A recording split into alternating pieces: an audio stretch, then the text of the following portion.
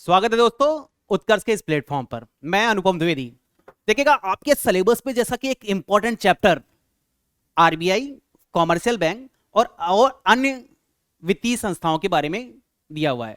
जैसा कि आपके इस सिलेबस में ये इंपॉर्टेंट चैप्टर दिया और आपके पेपर के हिसाब से आपका जैसा कि पेपर है उस समरी के हिसाब से कैसे इस सारे चैप्टर को कवर करें, इसलिए आज ये चैप्टर लाया गया है। इसे देखेंगे जैसा कि एवेल्युएशन ऑफ बैंकिंग, भारत में और विश्व में बैंकिंग की शुरुआत की बात की जाए और भारत में कैसे कैसे धीरे धीरे बैंकिंग की व्यवस्था आगे बढ़ी और इनसे खास करके जो इंपॉर्टेंट क्वेश्चंस बनते हैं कैसे हम इन इंपॉर्टेंट क्वेश्चंस को कवर करते हैं। जैसा कि वर्तमान में कितने नेशनलाइज बैंक है, राष्ट्रीयकृत बैंक है, कितने पब्लिक सेक्टर के बैंक है, सार्वजनिक क्षेत्र के कितने बैंक है, इनसे संबंधित किस बैंक का मर्जर किस बैंक के साथ किया गया है। तो अगर इनसे लगातार रिलेटेड जो क्वेश्चंस बन रहे हैं उनके बारे में अगर हम बात करते हैं तो देखिएगा यहां हम टॉपिक आज डिस्कस कर रहे हैं बैंकिंग इन इंडिया। और बैंकिंग इन इंडिया में सबसे पहले देखिए जब शुरुआत करते हैं इस बैंकिंग सिस्टम की, तो बैंकिंग सिस्टम की बात करें तो शायद आपने सुना होगा कि पहले के समय में लोग अपनी जरूरतों के लिए उधारी लेने के लिए साहूकार, चेट्टी, सेट्टी, महाजन इन लोगों के पास जाया करते थे और धीरे धीरे अपनी जरूरतों को इन्हीं के माध्यम से पूरा करते थे। आगे चल करके यह जब व्यवस्था, यह सिस्टम आया तो हम मौर्यंस पीरियड्स में, मौर्य काल की बात करें तो वहां पे एक आदेशा नामक व्यवस्था को देखने को पाते हैं कि इंडिया में एक आदेशा नामक का सिस्टम था। और आगे चल करके जैसे जैसे ब्रिटिशर्स और पश्चिमी कंपनियां आई तो यहां पर बैंकिंग व्यवस्था का उद्भव हुआ और इसी के साथ साथ यहां पर बैंकिंग व्यवस्था में bank of Hindustan, imperial bank और स्टेट बैंक और भारतीय रिजर्व बैंक जैसी व्यवस्था आपको देखने को मिलती है और यहीं से आपको पूरे टॉपिक में क्वेश्चंस देखने को मिलेंगे। तो सबसे पहले जब बात करते हैं इस बैंकिंग इन इंडिया की तो एक क्वेश्चन आता है आपके सामने। सबसे पहले देखिएगा कि पूरे विश्व में बैंकिंग व्यवस्था की शुरुआत कहां पर हुई। तो बात की जाए, जब विश्व में बात की जाए कि जब इंडस्ट्रियलाइजेशन हुआ, औद्योगिकीकरण की शुरुआत हुई, तो वेस्टर्न कंट्रीज में, पश्चिमी दुनिया के देशों में बैंकिंग व्यवस्था की जरूरत महसूस की गई और इसी के साथ पश्चिमी दुनिया के देशों में बैंकिंग व्यवस्था शुरू की गई। कहा जाता है कि सबसे पहले अगर बात की जाए तो यूरोप में इटली की बात की जाए, इटली में एक मेडिसी राजघराना था। जहां पर किंगसिक की बात की जाए, मेडिसी राजघराने में पहली बार यह बैंकिंग व्यवस्था की शुरुआत की गई। और इसी के साथ जब भारत की बात की जाए तो भारत में भी अंग्रेजों के टाइम पीरियड में ही 17वीं शताब्दी में, 17th सेंचुरी में भारत में इस बैंकिंग व्यवस्था की शुरुआत की गई। हालांकि शुरुआत की बात की जाए, जब प्रारंभिक समय की बैंकिंग व्यवस्था की बात की जाती है भारत में, तो पश्चिमी कंपनियों के साथ साथ कुछ प्राइवेट बिजनेसमैन के द्वारा ही भारत में बैंकिंग व्यवस्था की शुरुआत की गई थी। सरकार का हस्तक्षेप या भारतीयों का हस्तक्षेप बैंकिंग व्यवस्था में कम था। और जब आगे की बात धीरे धीरे की जाती है तो धीरे धीरे कुछ भारतीयों का इस पे स्थापना में क्रम रहा। तो जैसा कि यहां पर सबसे पहली बात, वेस्टर्न कंट्रीज में पहली बार बैंकिंग व्यवस्था शुरू की गई, इटली के मेडिसी राजघराने से शुरू की गई और 17th सेंचुरी में की जाए तो भारत में इसकी शुरुआत की गई, बैंकिंग व्यवस्था की शुरुआत की गई। आगे जब महत्वपूर्ण फैक्ट्स के रूप में देखा जाता है, देखिएगा अगर इंडिया में ओरिजिन की बात की जाए तो जैसा कि हमने डिस्कस किया कि जो कौटिल्य का अर्थशास्त्र, कौटिल्य ने जो अर्थशास्त्र बुक लिखी थी, इस कौटिल्य के अर्थशास्त्र के बुक में कुछ उदाहरण जो हैं वह आदेशा नामक व्यवस्था से देखने को मिलते हैं। इस आदेशा नामक सिस्टम के अंतर्गत जो व्यवस्था आई उसमें बैंकिंग जैसी पद्धति, जहां पर बैंकिंग जैसी पद्धति के माध्यम हमें देखने को मिलते हैं और वहां पर जो बहुत सारी सिस्टम्स थे वो बैंक जैसी गतिविधियों को काम कर रहे थे, बैंक जैसे बिल ऑफ एक्सचेंज जैसी गतिविधियों को संपन्न कर रहे थे। इसी के आगे जब सबसे पहली बात की जाए कि भारत का सबसे पहला bank, first bank of India, तो कहा जाता है कि बैंक ऑफ हिंदुस्तान जो 1770 में एस्टेब्लिश हुआ, बैंक ऑफ हिंदुस्तान जो 1770 में एस्टेब्लिश हुआ वह भारत का पहला बैंक था। तो यहां से एक महत्वपूर्ण इंपॉर्टेंट क्वेश्चन बनता है। अगर हिस्ट्री में देखा जाए तो बहुत सारे क्वेश्चन ऐसे पणी जैसे शब्द बने हैं, ऐसे ही यहां पर आदेश सा एक क्वेश्चन बन सकता है। साथ ही साथ दूसरा एक इंपॉर्टेंट क्वेश्चन है कि पहला इंडिया में एस्टेब्लिश बैंक कौन सा था, तो पहला इंडिया में establish bank bank of Hindustan जो 1770 में एस्टेब्लिश हुआ। अभी तक बात की जाए कि यह पूरी तरह से इंडियंस द्वारा स्टैब्लिश बैंक नहीं था। अभी यह जो बैंक था यह विदेशियों द्वारा ही स्टैब्लिश किया गया बैंक था, बैंक ऑफ हिंदुस्तान।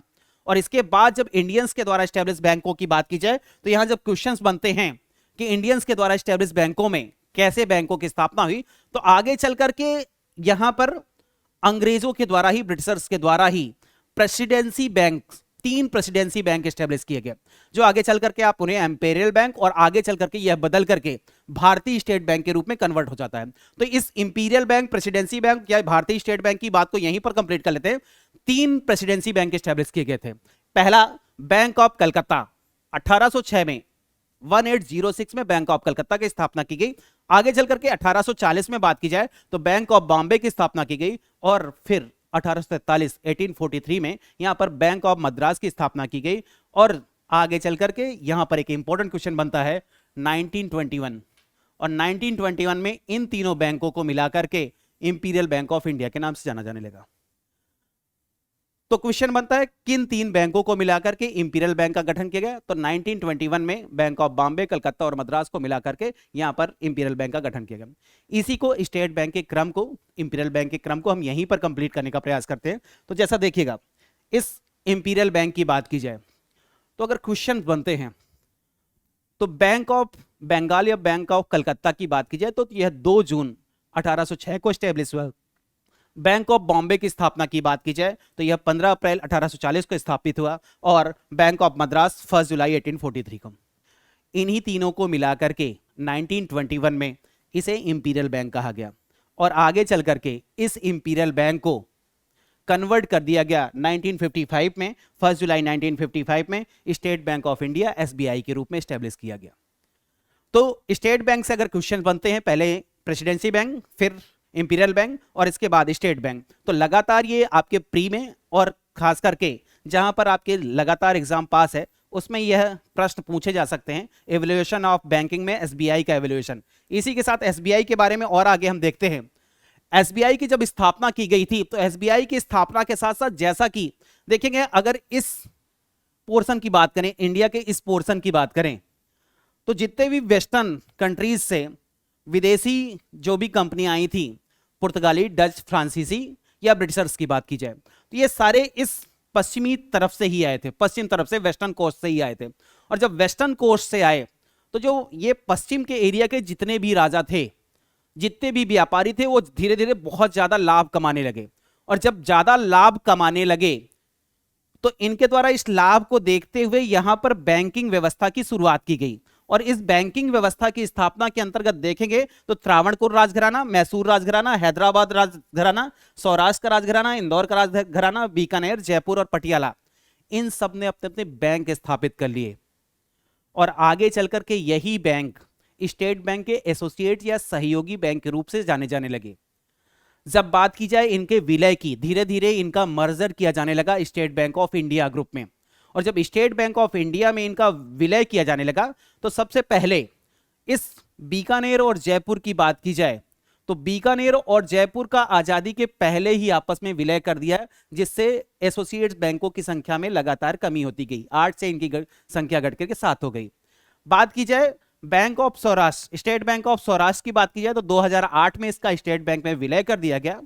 और इसके बाद बात की जाए 2010 में स्टेट बैंक ऑफ इंदौर का स्टेट बैंक ग्रुप में विलय कर दिया गया। और इसके बाद जो स्टेट बैंक के सहयोगी बैंकों की संख्या बची वह 5 शाखाएं बची। अब 5 बैंक ही बचे जो रिमेनिंग थे। 2013-14 की बात है। 2013-14 में एक नए बैंक, भारतीय महिला बैंक की स्थापना कांग्रेस सरकार ने जाते जाते कर दी, जहां पर केवल महिलाएं कर्मचारी कार्य कर रहे थे। कुछ बहुत नॉमिनल रूप से यहां पर पुरुष वर्कर काम कर रहे थे और खास करके महिलाओं को टारगेट करके यह बैंक एस्टैब्लिश किया गया था। और इसके साथ ही यह भारतीय स्टेट बैंक के ही एक शाखा के रूप में कार्य कर रहा था। और यहां पर जो बचे हुए 5 सहयोगी एसोसिएट बैंक थे और भारतीय महिला बैंक था, इनको 7 अप्रैल 2017 को स्टेट बैंक में मर्ज कर दिया गया।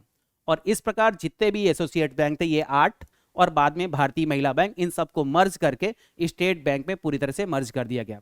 और स्टेट बैंक इस तरह सबसे ज्यादा शाखाओं के साथ भारत का सबसे बड़ा कॉमर्शियल बैंक के नाम से जाना जाने लगा। तो यहां पर ये स्टेट बैंक का एवोल्यूशन था। जहां पर हम पीछे चल रहे थे हिस्टोरिकल बैकग्राउंड में, वहां पर कुछ और बैंक थे जिनके बारे में यहां पर बात करना है। आगे चलते हैं, जब बात करते हैं यहां पर अन्य बैंकों की जो भारतीयों के द्वारा स्थापित रहे, तो सबसे पहले जब बात करते हैं भारतीयों के द्वारा स्थापित बैंक की, तो यहां पर देखेंगे 1865 में जो स्टैब्लिश हुआ बैंक है वह इलाहाबाद बैंक है। इलाहाबाद बैंक की बात करें तो इंडियंस के द्वारा स्टैब्लिश तो किया गया था, पर पूरी तरह से इंडियंस के द्वारा स्टैब्लिश नहीं किया था। मैक्सिमम जो शेयर थे वो विदेशियों के शेयर थे। आगे यहां पर बात कीजिए, जब इसको प्रेजेंट से, करंट अफेयर से इसको कोरिलेट करते हैं, तो इलाहाबाद बैंक का जो मर्जर किया गया वह इंडियन बैंक के साथ किया गया है, और अब यह इंडियन बैंक के नाम से जाना जाने लगा है। यानी इलाहाबाद बैंक जो 1865 में स्टैब्लिश किया गया था, प्रेजेंट में इसका एग्जिस्टेंस नहीं है और यह इंडियन बैंक के नाम से जाना जाता है। आगे जब बात की जाए, इंडियंस के द्वारा स्टैब्लिश पहला बैंक जो पूरी तरह से इंडियंस के द्वारा स्टैब्लिश किया गया, तो 1881 में अवध कॉमर्शियल बैंक की बात की जाए, 1881 में स्टैब्लिश किया गया, पर यह कंप्लीट लायबिलिटी के साथ अभी भी स्टैब्लिश नहीं किया गया था, यानी पूरा उत्तरदायित्व नहीं था। अगर बात की जाए कि पूरे उत्तरदायित्व के साथ भारतीयों के द्वारा स्थापित पहला, इंडियंस के द्वारा स्टैब्लिश पहला बैंक कौन सा था, तो 1894-95 की बात की जाए तो 1894-95 में पंजाब नेशनल बैंक भारतीयों के द्वारा पूर्ण उत्तरदायित्व के साथ, कंप्लीट रिस्पॉन्सिबिलिटी या कंप्लीट लायबिलिटी के साथ स्थापित पहला बैंक पंजाब नेशनल बैंक था। यहां 3 क्वेश्चन बनते हैं। 1865 में इलाहाबाद बैंक की स्थापना की गई। अगला क्वेश्चन, इंडियन बैंक में इसका मर्जर कर दिया गया। 1881 में बात की जाए तो अवध कॉमर्शियल बैंक स्टैब्लिश किया गया, जो कंप्लीट लायबिलिटी के साथ नहीं था, पर पूरी तरह से भारतीयों के द्वारा स्थापित पहला बैंक था। अगर कंप्लीट लायबिलिटी की बात की जाए तो 1894-95 में पंजाब नेशनल बैंक की स्टैब्लिशमेंट की गई। पंजाब नेशनल बैंक से करंट से कोरिलेट करते हुए अगर क्वेश्चन की बात की जाए, तो पंजाब नेशनल बैंक के साथ ओरिएंटल बैंक ऑफ कॉमर्स और यूनाइटेड बैंक ऑफ इंडिया का विलय कर दिया गया है। इस प्रकार यानी पंजाब नेशनल बैंक में इन 2 बैंकों का विलय किया गया। तो इसी टॉपिक में हमने यहीं पर डिस्कस करते हुए इंडियन बैंक को इलाहाबाद बैंक में आपस में विलय और पंजाब नेशनल बैंक के साथ ओरिएंटल बैंक ऑफ कॉमर्स और यूनाइटेड बैंक ऑफ इंडिया का विलय देखा गया। यहां जो हम विलय देख रहे हैं, आगे और बहुत सारे बैंकों के विलय की बात की गई है, जिसे आगे डिस्कस करते हुए कंप्लीट करेंगे। तो देखिएगा, ये अगले टॉपिक में चलते हैं। आगे जब बात करते हैं एक इंपॉर्टेंट भारत के केंद्रीय बैंक की जब बात की जाती है, सेंट्रल बैंक ऑफ इंडिया की बात की जाए, तो पहले इस सेंट्रल बैंक ऑफ इंडिया की तरह ये इंपीरियल बैंक कार्य कर रहा था, जहां पर नोट छापने का, करेंसी प्रिंटिंग का और साथ साथ मैनेज करने का, बैंकों को मैनेज करने का काम स्टेट बैंक ऑफ इंडिया या इंपीरियल बैंक के द्वारा किया जा रहा था। इस कार्य को देखा जा रहा था कि साथ साथ वो कॉमर्शियल एक्टिविटीज भी कर रहा था। इंपीरियल बैंक साथ साथ कॉमर्शियल एक्टिविटीज भी कर रहा था, और यह देखा गया कि बर्डन, जो काम का बोझ है, वह इंपीरियल बैंक के पास बहुत ज्यादा है। इसी को ध्यान में रखते हुए 1924-25 की बात की जाए, एक आयोग का गठन किया गया जिसे रॉयल कमीशन या शाही आयोग का नाम दिया जाता है। रॉयल कमीशन, चूंकि ये जो मेंबर थे रॉयल कमीशन में, हिल्टन यंग, वह वहां रानी के ही मंत्री परिषद के एक सदस्य थे, इसलिए इसे रॉयल कमीशन कहा गया। और रॉयल कमीशन या शाही आयोग की बात की जाए, इसने जब अपनी रिपोर्ट 1926 में दी, तो इसने अपनी रिपोर्ट में कहा कि एक सेंट्रल बैंक, इंडिया के लिए एक सेंट्रल बैंक के एस्टेब्लिशमेंट की आवश्यकता है, जिसके माध्यम से भारत की जो करेंसी प्रिंटिंग और जो मैनेजमेंट का काम है इस सेंट्रल बैंक के द्वारा किया जाना चाहिए, जैसा कि विश्व के अन्य देशों में जैसा कि प्रचलन है। और इसी को ध्यान में रखते हुए भारत में भी एक सेंट्रल बैंक के रूप में RBI, reserve bank of India या भारतीय रिजर्व बैंक की स्थापना की बात की गई। और आरबीआई की जो स्थापना की गई, इसके लिए एक एक्ट पारित किया गया, जिसे RBI act, reserve bank of India act 1934 के नाम से जाना जाता है। आरबीआई एक्ट 1934 के नाम से जाना जाता है। और इसी के ध्यान में रख करके, इसी के तहत आरबीआई एक्ट 1934 के तहत 1 अप्रैल 1935 को, 1 अप्रैल 1935 को भारतीय रिजर्व बैंक की एक सेंट्रल बैंक ऑफ इंडिया के रूप में स्थापना की गई, यानी भारत के एक केंद्रीय बैंक के रूप में इसकी स्थापना की गई। जब बात की जाए भारतीय रिजर्व बैंक एक केंद्रीय बैंक के रूप में स्थापित हुआ, तो इसका चल करके जब शुरुआत की बात की जाए इस आरबीआई की, तो आरबीआई में जो इन्वेस्टमेंट था, शेयर्स थे, उन शेयर की बात की जाए तो शुरुआत में प्राइवेट शेयर बहुत ज्यादा थे, निजी लोगों के शेयर इसमें ज्यादा थे, निजी हिस्सेदारी ज्यादा थी। इस निजी हिस्सेदारी के कारण यहां सरकार का आधिपत्य इस पे नहीं हो पा रहा था। जब बात की जाए 1947 की, 1947 की, तो 1947 में जब भारत आजाद हुआ तब भी यह देखा गया कि इसमें प्राइवेट निजी लोगों की हिस्सेदारी शेयर ज्यादा था, इसलिए ऑनरशिप राइट और डिसीजन मेकिंग राइट जो थे वह मैक्सिमम टू मैक्सिमम प्राइवेट लोगों के हाथ में थे। और इसी को चेंज करने के लिए इस आरबीआई का 1 जनवरी 1949 को, 1 जनवरी 1949 को इसका राष्ट्रीयकरण कर दिया गया और जो प्राइवेट हिस्सेदारी थी, प्राइवेट शेयर थे, उसको पूरी तरह से समाप्त करके इसे पूरी तरह से सरकार का बैंक के रूप में स्थापित किया गया। तो बात की जाए, जब यहां क्वेश्चन बनता है तो 1 जनवरी 1949 को, 1949 को इसका पूरी तरह से राष्ट्रीयकरण कर दिया गया। तो इस विकास क्रम की बात की जाए, साथ ही साथ यहां कुछ और क्वेश्चंस की बात की जाए तो आरबीआई की जो स्थापना की गई यह एक गवर्नमेंट के बैंक के रूप में इस्टेब्लिश किया गया। सरकार का बैंक आरबीआई, साथ ही साथ बैंक मैनेजमेंट, जितने भी बैंक थे उनके मैनेजमेंट को देखने के लिए इस बैंक की स्थापना की गई। आगे बात की जाए तो इसे बैंकों का बैंक,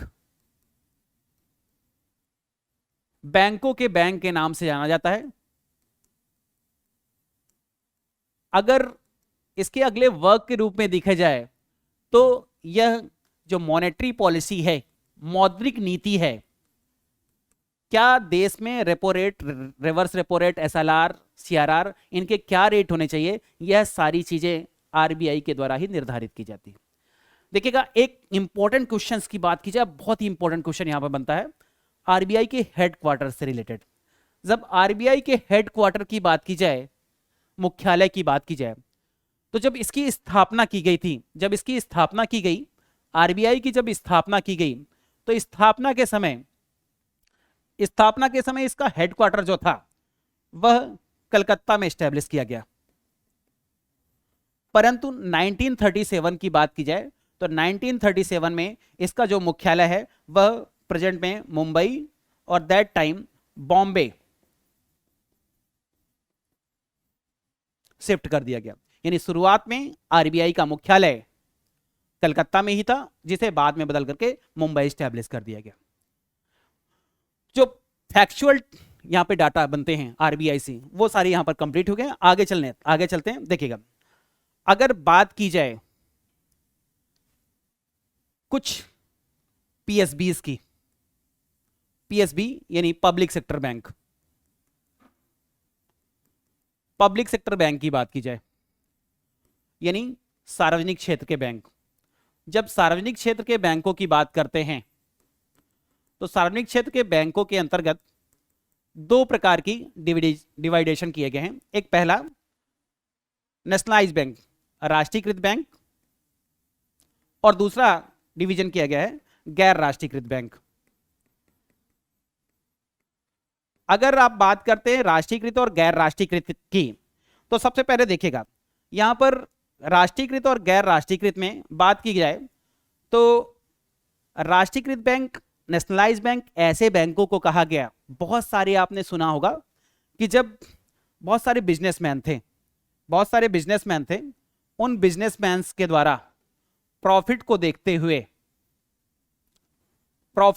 हुए बैंकों की स्थापना की गई, बैंक स्टैब्लिश किए गए। और ये सारे जो बैंक थे यह प्राइवेट लोगों के द्वारा, निजी लोगों के द्वारा स्थापित किए गए थे, शुरुआत की बात की जाए। और जब ये प्राइवेट लोगों के द्वारा स्थापित किए गए तो सामान्यतः अगर प्राइवेट लोगों के द्वारा कोई भी संस्था स्थापित की जाएगी, स्टैब्लिश की जाएगी, तो वह अपने प्रॉफिट के लिए की जाएगी।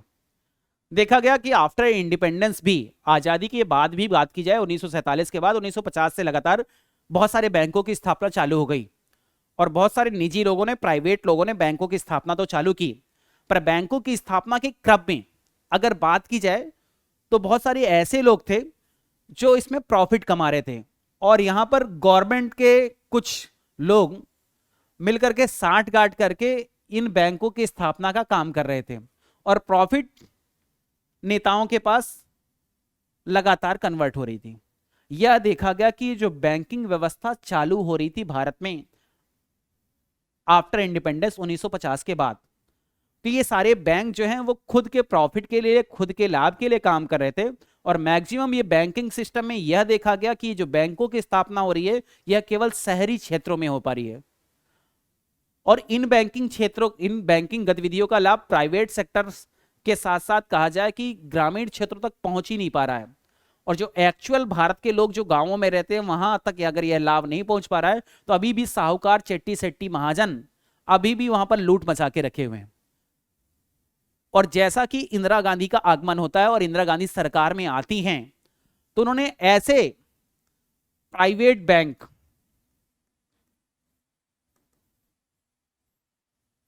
टारगेट किए, 14 प्राइवेट बैंक जो बड़े लेवल के काम कर रहे थे।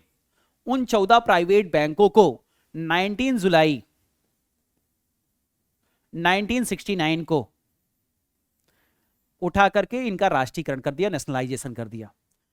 यानी राष्ट्रीयकृत बैंकों की बात की जाए, नेशनलाइज बैंकों की बात की जाए, तो ऐसे बैंक जो प्राइवेट सेक्टर के एस्टेब्लिश किए गए थे और उनका जबरन, जिन्हें फोर्सफुली सरकारी बैंकों के रूप में, सार्वजनिक क्षेत्र के बैंकों के रूप में, पब्लिक सेक्टर बैंकों के रूप में कन्वर्ट कर दिया गया है, उन्हें राष्ट्रीयकृत बैंक या नेशनलाइज बैंकों के रूप में जाना जाता है।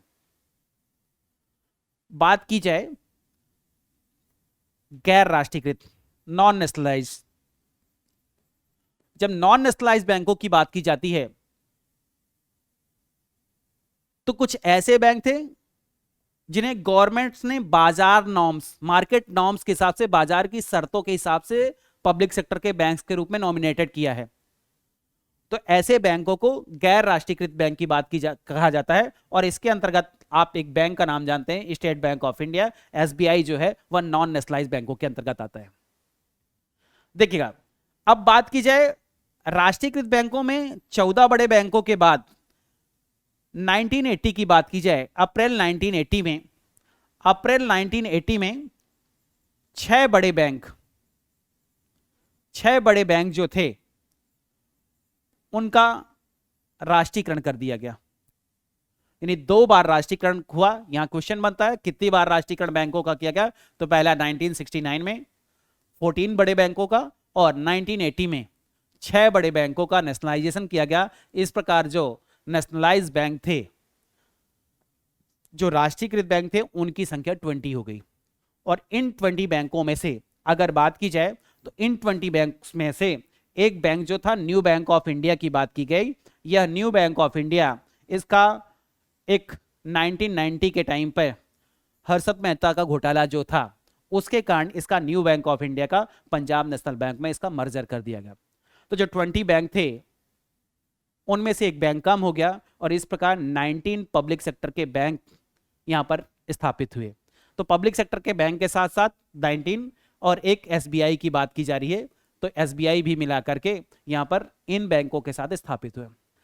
आगे चल करके सरकार की बात की जाए तो सरकार ने कहा कि जैसा कि विश्व में देखा, इंटरनेशनल लेवल पर हम देख रहे हैं कि विश्व में बहुत सारी जगह कुछ बड़े बड़े बैंकों की स्थापना की गई और नेशनलाइज बैंक सीमित संख्या में होते हैं, 3 से 4 या 2 bank nationalise bank international level पर स्थापित किए गए।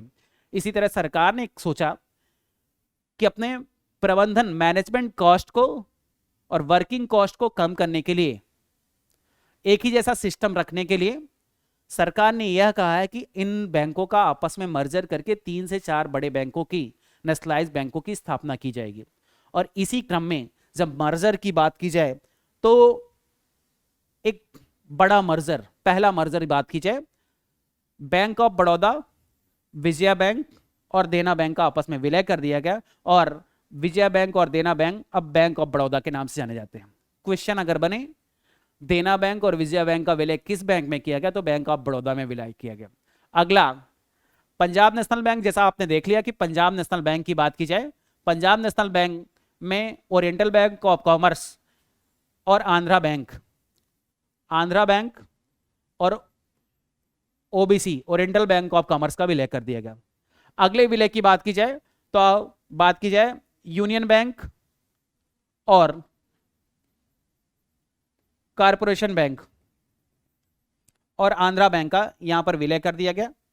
अगली बात की जाए केनरा बैंक के साथ साथ में सिंडिकेट बैंक का विलय कर दिया गया है। केनरा बैंक के साथ सिंडिकेट बैंक का विलय कर दिया गया है और इंडियन बैंक का इलाहाबाद बैंक के साथ विलय कर दिया गया है। यहां Punjab national bank, oriental bank of commerce और यूनाइटेड बैंक ऑफ इंडिया की आपस में विलय कर दिया गया। ये इस प्रकार ये विलय थे जो अलग अलग विलय कर दिए गए और इसके बाद अब पब्लिक सेक्टर के बैंकों की संख्या की बात की जा रही है। पब्लिक सेक्टर के बैंक जो हैं अब 12 पब्लिक सेक्टर के बैंक रह गए हैं और 12 पब्लिक सेक्टर के बैंक रह गए हैं, जिसमें एक एसबीआई की अगर बात करते हैं, एसबीआई एक नॉन नेशनलाइज्ड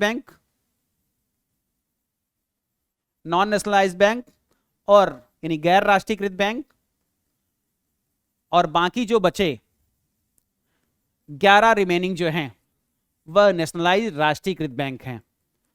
तो अगर क्वेश्चन बनता है यहां पर, देखिए क्वेश्चन यहां पर इंपॉर्टेंट यहां पर बनता है कि अगर कितने पब्लिक सेक्टर के बैंक हैं, सार्वजनिक क्षेत्र के बैंकों की अगर संख्या कही जाए, जो सार्वजनिक क्षेत्र के बैंक हैं, सार्वजनिक क्षेत्र के बैंक, पब्लिक सेक्टर के बैंक या पीएसबीज की बात की जाए तो पीएसबीज की संख्या जो है वह 12 है।